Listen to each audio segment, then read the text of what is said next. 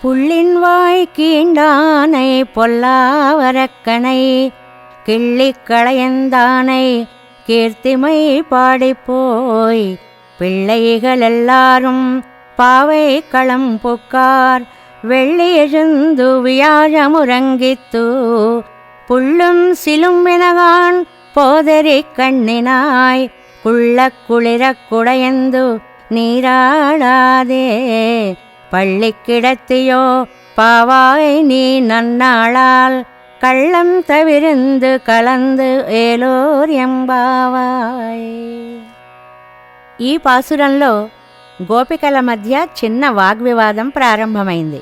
ఎదురుగా ఉన్న కృష్ణుణ్ణి విడిచిపెట్టి ఎప్పటివాడో ఆయన రాముణ్ణి తలవడం ఏమిటమ్మా అని కొందరు, కాదు కృష్ణుణ్ణి అని కొందరు అనుకొని చివరికి కాదులే ముందుగా శ్రీకృష్ణుణ్ణి కీర్తిద్దాం, శ్రీరామకృష్ణులిద్దరూ ఒక్కరే కదా అని సర్దుబాటు చేసుకొని ఈవేళ ఒక గోపికను లేపుతున్నారు.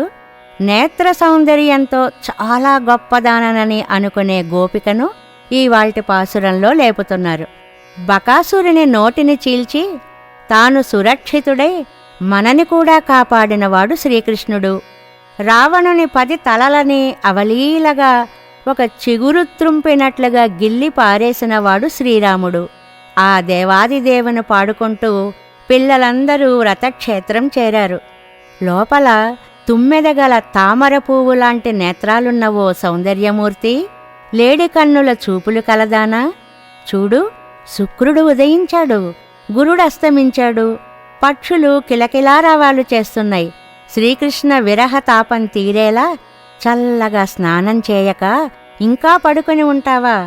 ఓ సుకుమారమూర్తి, ఈ శుభవేళలో కపటాన్ని విడిచిపెట్టి మాతో కలిసి ఆనందానుభవాన్ని పొందు తల్లి అని గోపికలు చెప్పినట్లుగా ఆండాళ్ తల్లి మంచి అర్థాన్ని మనకు అందించింది.